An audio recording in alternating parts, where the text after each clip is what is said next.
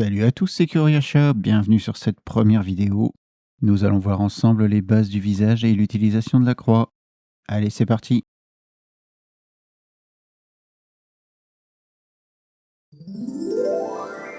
Abordons d'abord les proportions. Ici, vous avez un modèle de contour de visage. On va d'abord commencer par venir appliquer une croix en plein milieu de celui-ci. Nous verrons à quoi elle sert dans le prochain chapitre, mais vous allez vite comprendre son utilité. Parlons maintenant proportions. On peut séparer le visage en 3 parties égales. Au niveau du premier tiers en partant du haut, on va avoir ce que j'appelle moi la ligne de front. Il englobe donc les sourcils et le front. Les 2 tiers inférieurs, eux, contenant les yeux, le nez et la bouche. La ligne de front représente pour moi la hauteur maximale que peuvent atteindre les yeux, sans rendre le tout inesthétique. Puis, à 2 tiers du haut, vous allez pouvoir placer le nez. Et à 1/4 en partant du bas, vous allez pouvoir positionner la bouche.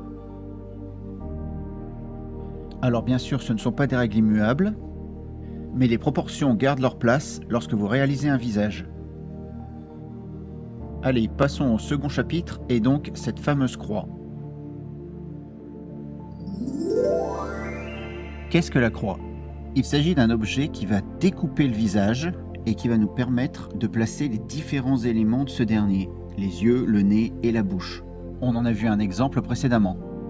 Avec une croix centrée, le personnage regardera de face. Avec une croix sur la droite, le personnage regardera à gauche. Avec une croix sur la gauche, le personnage regardera sur sa droite.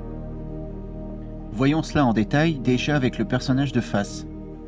On va commencer par tracer une verticale qui va séparer notre visage en deux. Ce trait sert à placer le nez et la bouche. Puis à un peu plus d'un tiers en partant du haut, on va tracer une autre ligne horizontale, qui nous servira pour les yeux. Pour les vues à gauche et à droite, c'est le trait vertical qui nous intéresse. En effet, on va se contenter de courber légèrement ce trait dans le sens du regard du personnage, comme dans l'exemple. Le trait horizontal, lui, s'applique toujours de la même manière.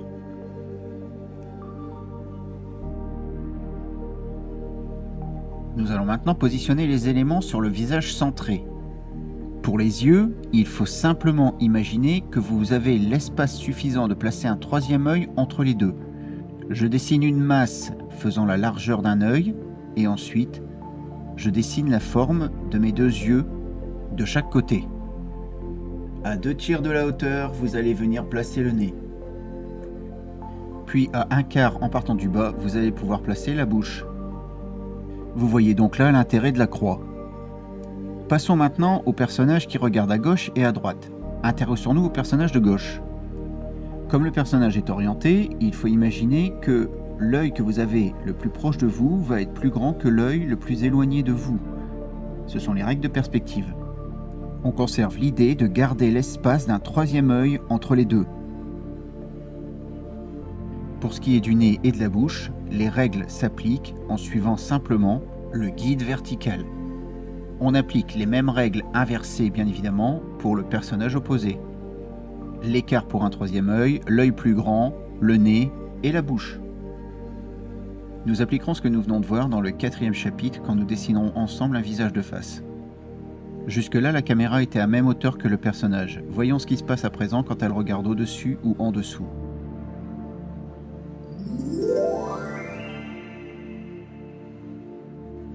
Définissons déjà plongée et contre-plongée.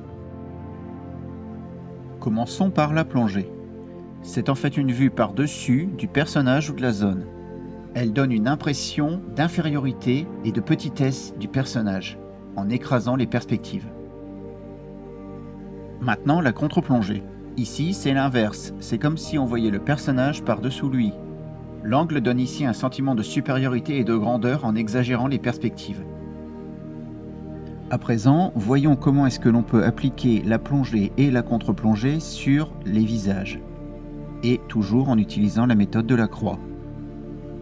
On part donc de nos contours du visage et de nos traits verticaux qui vont être orientés en direction des différents regards.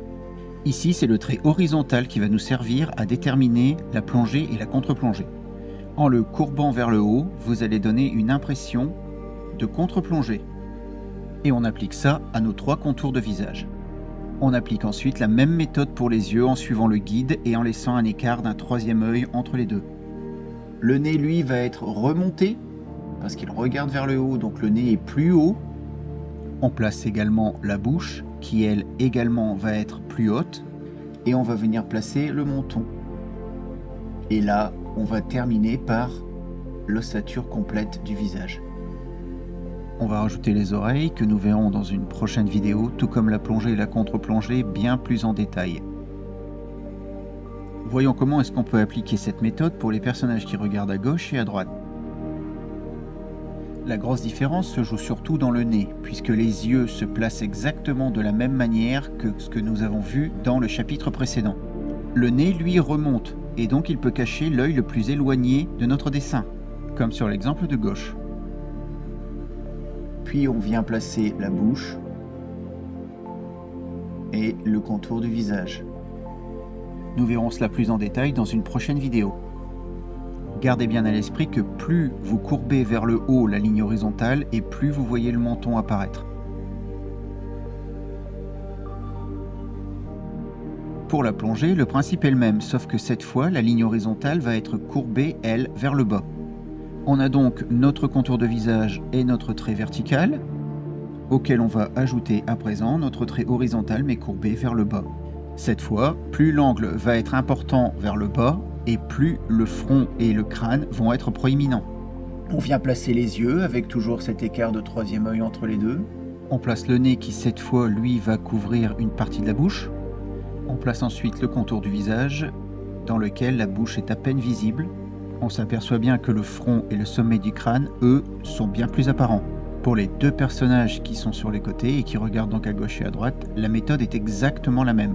On place les yeux avec l'écart suffisant comme d'habitude. Les nez que nous verrons une prochaine fois vont également ici dissimuler une partie de la bouche. Et on termine en finissant l'ossature de notre visage, où on s'aperçoit bien que le sommet du crâne est beaucoup plus apparent. Voilà donc les bases de la plongée et de la contre-plongée en utilisant la croix. Réalisons maintenant un visage de face ensemble.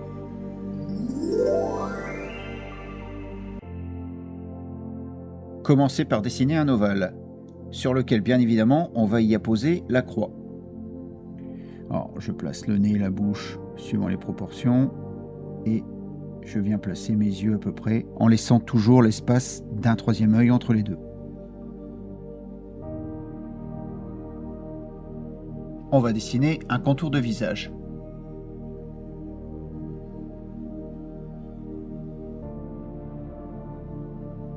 Et donc, grâce à l'ordinateur, on va faire un copier-coller et une symétrie horizontale,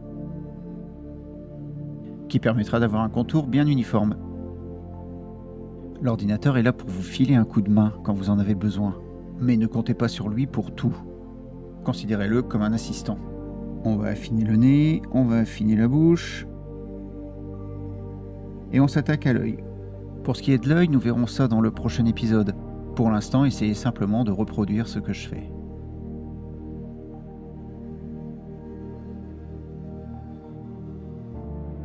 On en profitera également pour voir le sourcil qui gère la plupart des émotions que vous souhaitez donner au regard du personnage.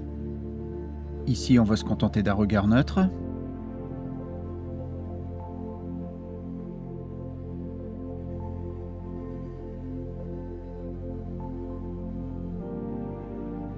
On va de nouveau se servir de notre assistant ordinateur pour dupliquer en fait l'œil et le reproduire de l'autre côté, toujours en utilisant une symétrie horizontale.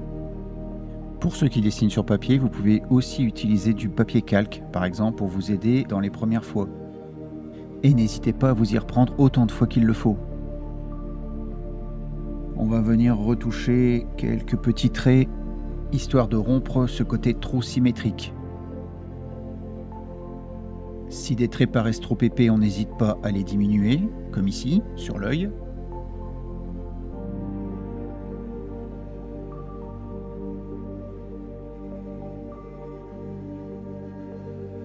Alors je m'aperçois que le sourcil ne me convient pas, donc je n'hésite pas à l'effacer et à recommencer. Vous pouvez carrément refaire complètement une forme qui ne vous plaît pas, comme ici par exemple.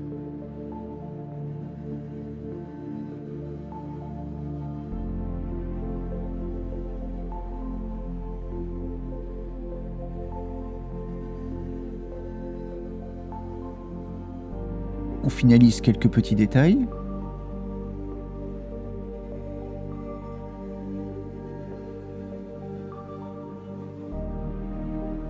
Je pense qu'il manque quelque chose dans les yeux. On va essayer de rajouter ça.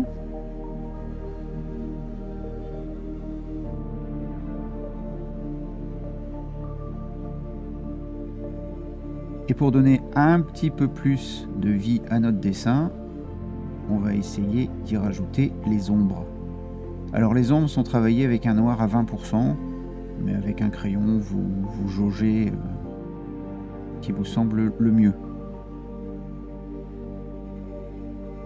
On traitera le problème des ombres dans une autre vidéo très prochainement. Le gris qu'on utilise ici sert surtout à donner du volume au visage et à faire ressortir les éléments de ce dernier.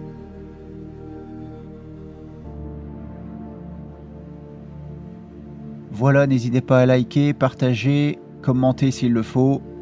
Cette vidéo touche à sa fin, merci d'avoir regardé jusqu'au bout et on se retrouve pour la prochaine qui sera consacrée cette fois aux yeux. À bientôt!